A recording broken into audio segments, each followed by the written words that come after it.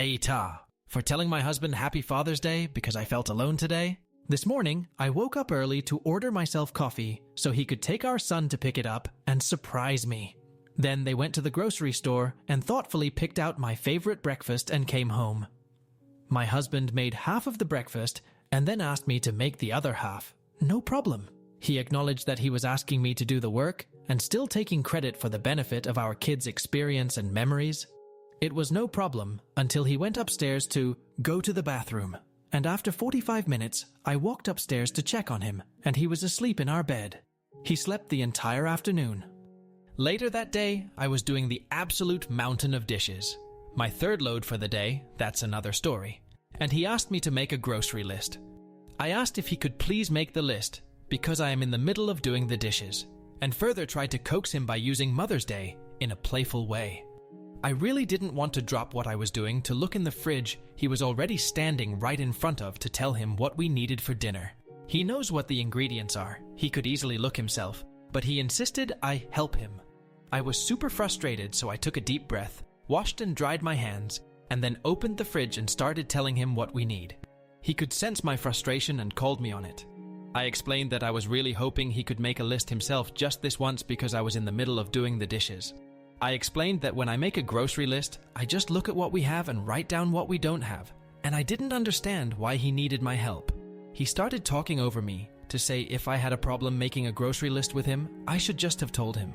I told him that I did communicate that with him. He doubled down and told me that I need to learn some patience. I smiled and said, "Happy Father's Day," because it was the nicest thing I could think to say. That completely set him off. He went off on me, refused to get ingredients to make our dinner, bought dinner for only himself and our kids, and has been giving me the silent treatment for over an hour.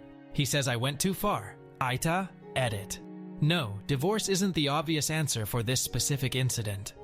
Edit. I mean, the idea of divorce is not solely based on this one specific incident. Several people have commented thinking everyone is jumping to divorce based on this one situation. It is more complex than this one day. Update 2. Both of our mothers are dead, unfortunately. Our children are 6 and under. It is common for parents to help and facilitate the day. 6-year-olds and toddlers can't be responsible for celebrating their parents. I didn't expect anything from him. I know it's just a hallmark consumerism holiday.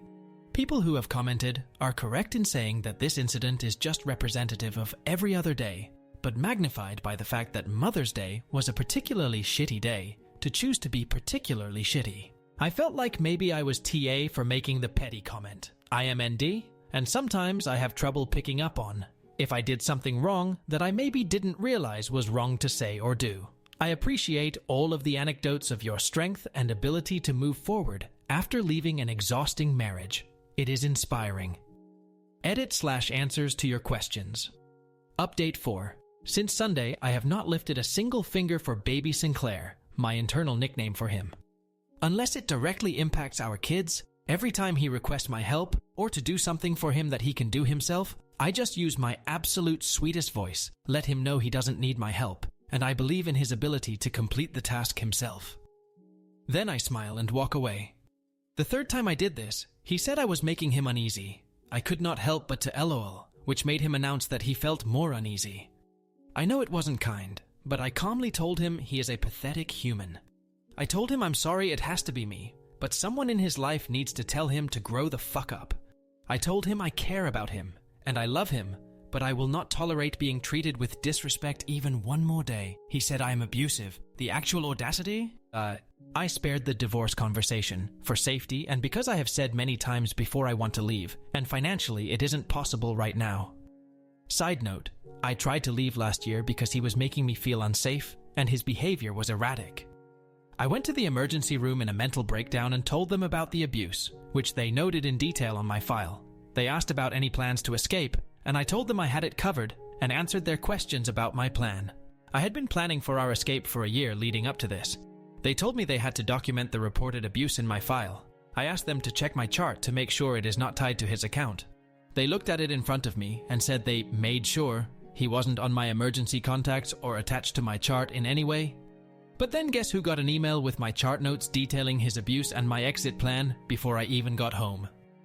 I had to cool things down and start over with a new plan that I kept entirely to myself. At this point, though, he knew I had saved up money to leave, so most of my savings was depleted within a couple of months. I eventually left with our kids with far less savings, and it didn't take long for me to realize I could not sustain the cost of my original bills, still in my name, and new bills in addition to legal assistance, and the overall cost of starting over. Our leaving caused him to spiral and he went back to therapy.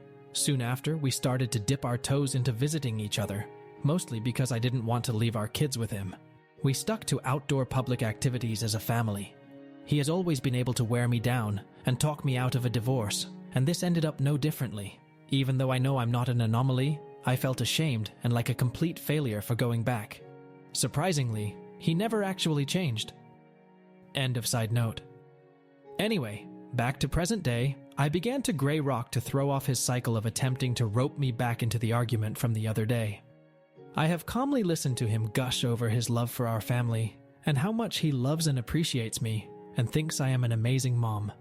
He says he loves me, but all I hear in my head is his voice screaming "fucking bitch" at me. It all sounds so obviously disingenuous. I told him his words mean literally nothing while his behavior is the same. It's like saying waffles have legs.